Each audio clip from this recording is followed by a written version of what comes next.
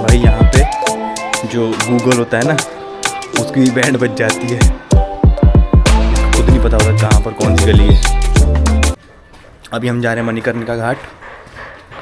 ये कुछ ऐसा रास्ता है यहाँ का, थोड़ा सा अंदर से लग तो रहा है क्योंकि मैं आज तक कभी ऐसे गया नहीं हूँ, लेकिन मैंने मम्मी से पूछ लिया, उन्होंने कहा कि ठीक है दूर से देख लेना। गंगा जी आ गई हैं। अरे यहाँ से, यहीं से मुझे दिख रही है एक तो चिता।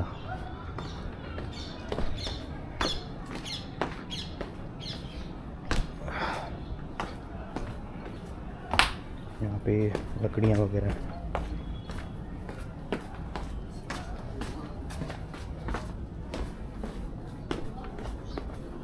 अंकल जी, मणिकर्णिका घाट के इधर से जा सकते हैं?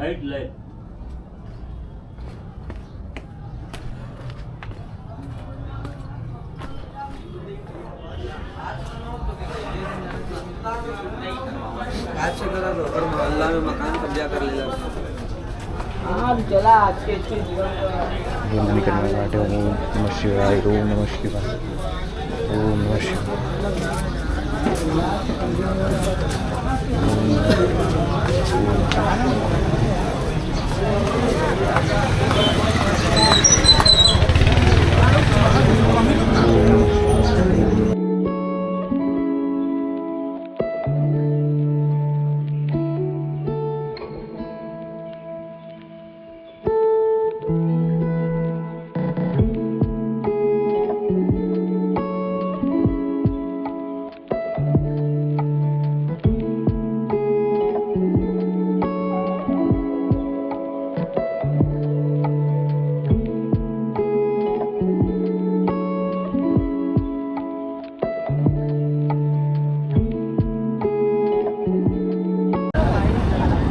अभी मैं मणिकर्णिका घाट होके आया और हर जगह चिता ही चिता जल रही थी।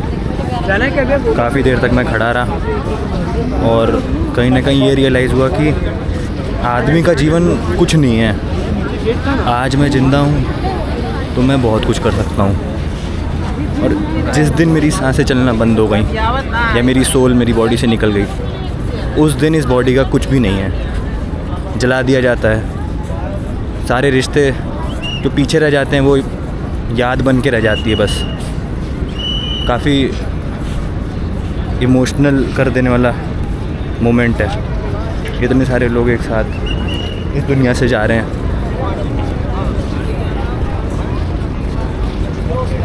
सभी को कभी ना कभी जाना ही पड़ता है, लेकिन जिसको आप अपने सबसे ज़्यादा प्यार कर रहे हो, तो जिस दिन वो आपको छोड़ के जाएगा, आपके लिए पैसा, आपके लिए मटेरियल सुख कुछ मैटर नहीं करेगा। बस आपको लग रहा होगा कि कैसे भी वो मुझे वापस दिला दो, लेकिन वो वापस नहीं आएगा। मैं सबकी स्वस्थ लाइफ की कामना करता हूँ और सब अपने टाइम के हिसाब से ही जाएं इस दुनिया को छोड़ के। कभी ऐसा ना हो कि अकाल मृत्यु हो किसी के साथ में।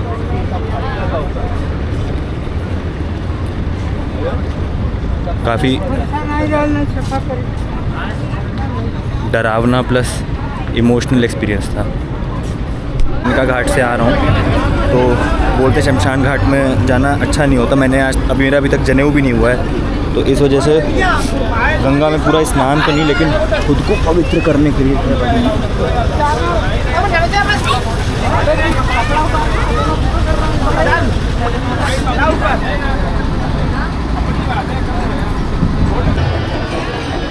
ये दशाश्वमेध घाट है जहाँ पे गंगा आरती होती है।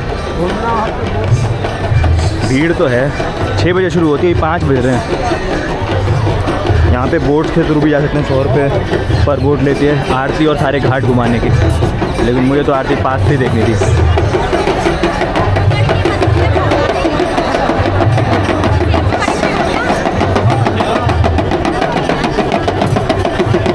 यहाँ पर एनर्जी अलग ही लेवल की है एकदम।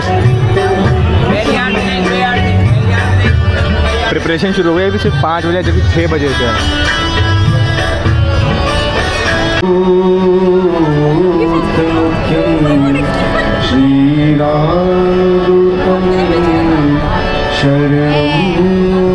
थोड़ी देर में आरती शुरू होने वाली है और यहाँ पर बिल्कुल बगल में एक प्लेटफॉर्म है जिसको एक दादाजी ने ओन कर रखा है और वहाँ पर बैठने का, फ़ोटो खींचने का वो पैसा लेते हैं 100 रुपये पर पर्सन।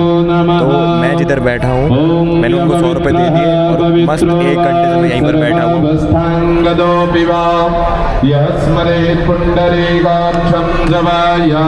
एकदम पास में। और ये उनका है, मेरे हिसाब से दादाजी की कमाई 3-4 हज़ार रुपये से कम नहीं होगी एक दिन की।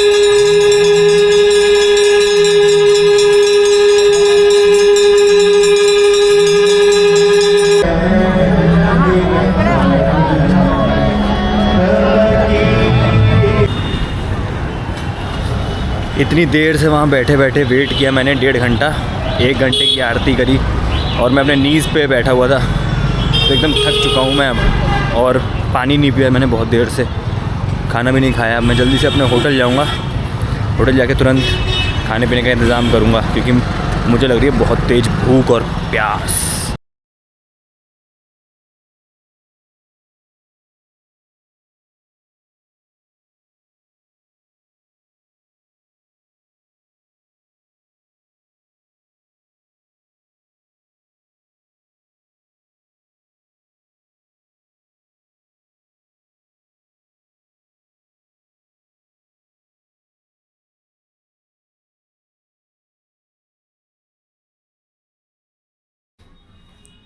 रूम में आ चुका हूँ मैं और बहुत ज़्यादा थक चुका हूँ, बहुत ही ज़्यादा। अब मैं जल्दी से एक हॉट शावर लूँगा और फिर उसके बाद में कुछ खाने के लिए मंगाऊँगा जल्दी से। तो मैं हॉट वाटर बाथ लेके एकदम अच्छा बच्चा राजा बेटा बन चुका हूँ और अपने खाने का मैंने ऑर्डर भी दे दिया है। कढ़ाई पनीर एक बोल दिया है, एक गार्लिक नान बोल दिया, एक लच्छा पराठा बोल दिया और एक मूंग दाल का हलवा बोल दिया। तो यार आज बनारस की जो मेरी ये ट्रिप थी ना, ये काफ़ी आई ओपनिंग वाली ट्रिप थी। मणिकर्णिका का घाट स्पेशली मेरे को पता नहीं क्या हो गया था वहाँ जाके, थोड़ा सा मैं इमोशनल प्लस कंफ्यूज्ड हो गया था। मतलब मुझे ऐसा लगने लगा कि यार इंसान जो है मटेरियलिस्टिक चीज़ों की तरफ इतना भागता है, इतनी मेहनत करता है, वो अपनों को भी भूल जाता है।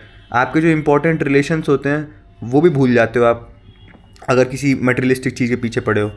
लेकिन अंत में होना क्या है, अंत में तो आके मटेरियलिस्टिक चीज़ें बचती नहीं हैं। आप ऊपर चले जाओगे और बची रह जाएगी सिर्फ मिट्टी। आप पंचतत्व विलीन बोलते हैं ना, तो वही पंचतत्व बच जाते हैं, कुछ नहीं बचता बाद में, कुछ भी नहीं। मतलब आप जिस चीज़ के पीछे भागोगे अभी के समय पर, और वही चीज़ बाद में आपकी रहेगी ही नहीं। सबसे बड़ा रियलाइजेशन यही लगा मुझे। फिर उसके बाद जब मैं गंगा आरती देखने गया तो वहाँ पे एक और रियलाइजेशन हुआ कि हम लोग इतने डिवाइडेड हैं, फैमिली के बेसिस पे डिवाइडेड, रिलीजन के बेसिस पे डिवाइडेड, कास्ट के बेसिस पे डिवाइडेड, ज्योग्राफी के बेसिस पे डिवाइडेड, हिस्ट्री के बेसिस पे डिवाइडेड, कल्चर के बेसिस पे डिवाइडेड, लैंग्वेज के बेसिस पे डिवाइडेड। इतनी सारे डिविजन्स हैं हम सबके बीच में, लेकिन यही सारी चीज़ें जो हैं ये यूनिटी के भी पैरामीटर्स हैं। मैंने देखा वहाँ पर कि मतलब एक रिवर, होली रिवर गंगा मैया, उनके प्रति अपनी आस्था, विवेक, इसको दिखाने के लिए people from all around the world they are sitting there, they are praying to the river which is holy in nature. तो ज्योग्राफी के हिसाब से कोई डिवीज़न नहीं है।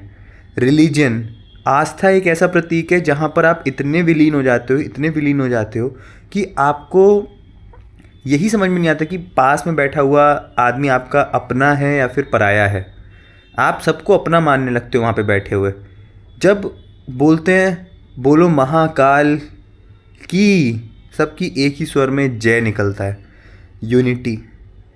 यहाँ तक कि आप लैंग्वेज भी आप देखो कि साउथ से कोई आ रहा है, स्पेनिश लोग आ रहे हैं, रशियन लोग आ रहे हैं वहाँ पे, कोई मैटर नहीं करता। ये अर्थ पर ह्यूमनली क्रिएटेड चीज़ें हैं। एट लास्ट ये सारी चीज़ें सब एक ही है। मैंने वहाँ पर बैठे बैठे एक मंत्र सुना, मतलब आप भी इस मंत्र को सुनने के बाद ये बोलोगे कि इस प्रॉब्लम का जो सॉल्यूशन है ना, ये इसी मंत्र में छिपा हुआ है। प्रॉब्लम क्या है कि हम लोग बचपन से लेकर बुढ़ापे तक कर क्या रहे हैं, आखिरकार हमारी लाइफ का मतलब क्या है। तो ये मंत्र उसका सॉल्यूशन है। मंत्र है सर्वे भवन्तु सुखिनः, सर्वे सन्तु निरामयाः, सर्वे भद्राणि पश्यन्तु मा कश्चित् दुःख भाग भवेत्। इंग्लिश में मीनिंग है Om may all be happy, may all be free from illness, may all see what is auspicious, may no one suffer, Om peace peace peace. आप दूसरे के लिए काम ना कर रहे हो, आप अपने रिलेशंस के लिए काम ना कर रहे हो, कुछ भी गलत भावना अपने अंदर नहीं रख रहे हो। यही सारी चीज़ें जो हैं ये ह्यूमन लाइफ को एक पर्पस देती हैं। अब किसी को फॉरेन जाना है, किसी को कोई एग्ज़ाम निकालना है, किसी को पैसा कमाना है, किसी को कुछ करना है, ये सब एक पार्ट ऑफ लाइफ है, ना कि लाइफ है। लाइफ अपने आप में एक बहुत बड़ा सब्जेक्ट है। जब आप इसकी तरफ जाओगे ना, आपको पता लगेगा कि आखिर जिसके पीछे आप भाग रहे हो वो एक दिन आपका रहेगा ही नहीं। तो भागने से फ़ायदा क्या है? ये सारी फ़िलॉसफी जो मैंने आज पता करी वो यही थी।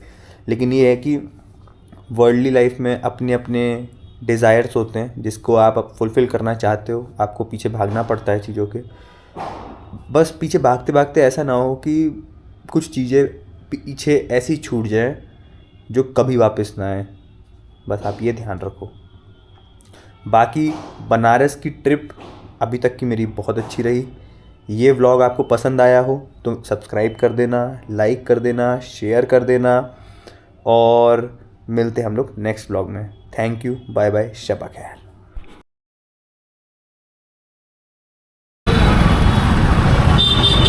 सेकेंड डे की मेरी शुरुआत हो गई है बनारस में, और सबसे पहले कल जो सबसे फेमस घाट मुझसे छूट गया था, 80 घाट, मैं उधर जा रहा हूँ। और हो सकता है तो बोटिंग भी करूँ मैं, क्योंकि बोटिंग यहाँ की फेमस है। कई सारी फ़ोटोज़ मैंने देखी जिसमें बोट पे बैठते हैं, मस्त मस्त सिटी की फ़ोटोज़ आती हैं। अभी बज रहा है 4:15, 4:15 हो रहा है, और एक दिमाग में मेरे मन में ये आ रहा है कि बहुत लोग यहाँ पर बनारसी सिल्क की तारीफ़ कर रहे हैं कि बनारस का सिल्क बहुत अच्छा होता है, सिल्क साड़ीज़ बहुत फेमस होती हैं। मुझे भी पता था, लेकिन अब इतना लोगों ने ब्रांडिंग कर दिया ना बनारसी सिल्क की कि मेरा मन कर रहा है कि मैं अपनी मम्मी के लिए भी एक बनारसी साड़ी ले लूँ। तो कोई अच्छी सी शॉप देख के देखता हूँ कि अगर साड़ी मिलती तो साड़ी भी ले लूँगा मैं।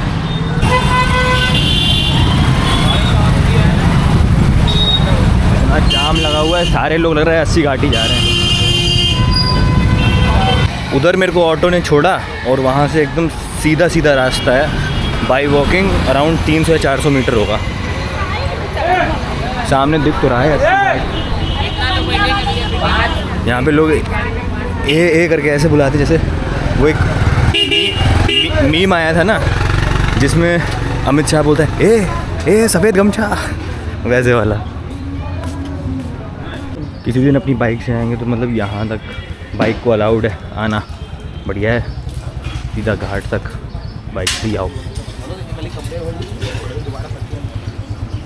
आज मैं फिर से माइक नहीं लेके आया हूँ, फिर रॉ उसमें बनाऊँगा, रॉ वॉइस। ओए होए,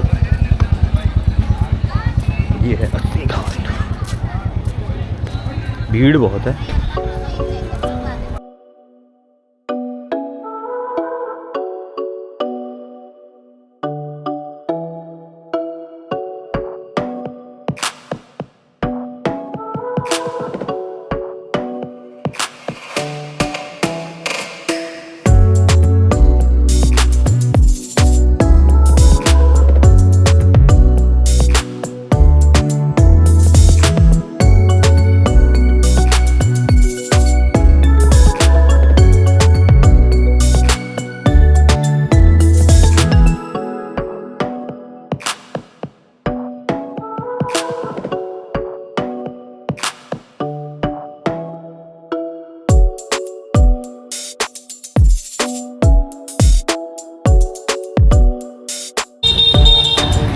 लंका ओ 80 घाट जो मैंने टहल लिया है वहाँ पे।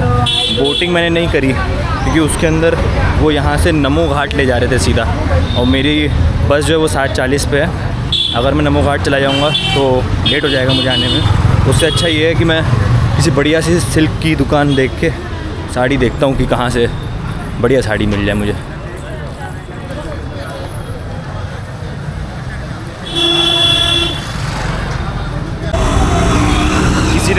किसी से पूछा मैंने तो लोग इधर उधर बता रहे थे, गोल घुमा फिरा के, इधर है उधर है, आपको बहुत दूर जाना पड़ेगा। पीली कोठी कोई जगह है, वहाँ जाना पड़ेगा। दिक्कत ये है कि पीली कोठी में चला तो जाऊँ लेकिन यहाँ से काफ़ी दूर है। तो मैं जब रास्ते में आ रहा था एक बहुत बड़ी साड़ी की शॉप पड़ी थी जो मैंने कल भी वीडियो में दिखाई थी, एकदम सजी हुई लाइट से। मैंने सोचा वही सबसे बढ़िया है, वहाँ चल के जिस भी तरीके की और जिस भी रेंज की मुझे चाहिए होगी, क्योंकि बड़ी शॉप है तो हर तरीके का मिल ही जाएगा उधर। तो मैं उधर ही जा रहा हूँ। ऑटो वाले ने उतार दिया है मेरे को, और इस एरिया का नाम है गुरुबाग चौराहा। ये मैं दूर से दिख तो रही है, वहाँ लाइट जल रही है ना, वो है। संतुष्टि से ले ली है मैंने बहुत बढ़िया साड़ी। यहाँ पर भी मुझे पता आगे लगा सिल्क कितनी तरीके का होता है, सिल्क की सच्चाई कैसे पता करते हैं। सिल्क जो होता है, अगर आपको रियल सिल्क पता करना है तो उसके लिए एक धागा निकालना होगा और उसको आप जलाइए। अगर वो दरदरा सा हो गया, पाउडरी हो गया, तो वो रियल सिल्क है, नहीं तो मिलावटी है। और आधे से ज़्यादा दुकानों पे, क्योंकि आप किसी भी टूरिस्ट प्लेस पे जाएंगे तो मिलावट तो हर जगह ही मिलती है। जो सस्ती साड़ियाँ होती हैं सारी मिलावटी होती हैं। काफ़ी अच्छी साड़ी मिल गई मेरे को। सिल्क भी, आप कतान सिल्क होता है, कतान सिल्क होता है, एक सिंगल कतान होता है, एक डबल कतान होता है। सिंगल कतान जो होता है सस्ता होता है, सस्ता मीन्स उतना सस्ता नहीं, लेकिन हाँ 5-6 हज़ार से स्टार्ट होता है। और जो डबल कतान होता है वो 10-12 से शुरू होता है। जो सिंगल कतान है वो मैंने लिया है, और वो देखने में ही काफ़ी अच्छा, और उसके ऊपर हैंड वर्क है। सबसे बड़ी बात कि जो जरी का वर्क है वो हैंड का हाथ से किया गया है, तो प्योर भी है, ऑथेंटिक भी है, एंटीक भी है, अच्छी है ओवरऑल। शॉपिंग हो चुकी है, अब मैं जाता हूँ बस स्टॉप पर, वहाँ से लूँगा अपनी बस और निकलेंगे हम लोग कानपुर के लिए।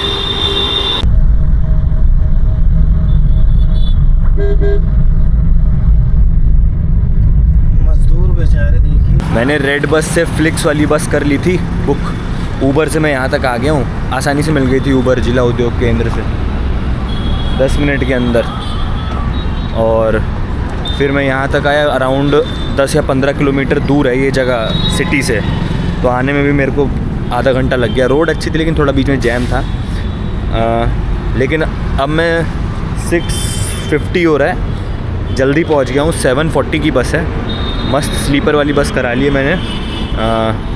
इसका टिकट जो मुझे पड़ा है वो पड़ा है 1650 रुपये का।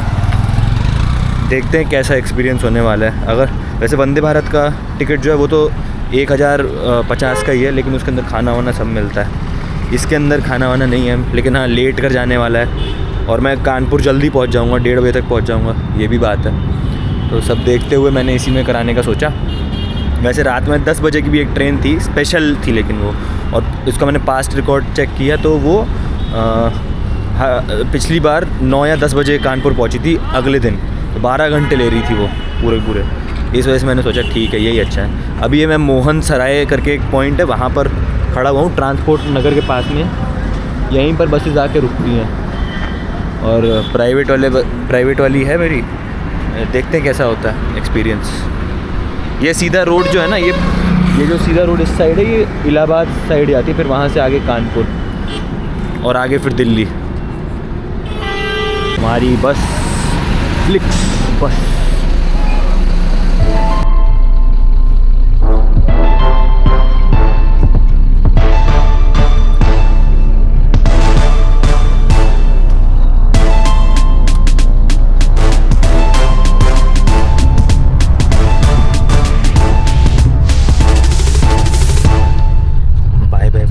बहुत अच्छा एक्सपीरियंस था मेरा यहाँ पर।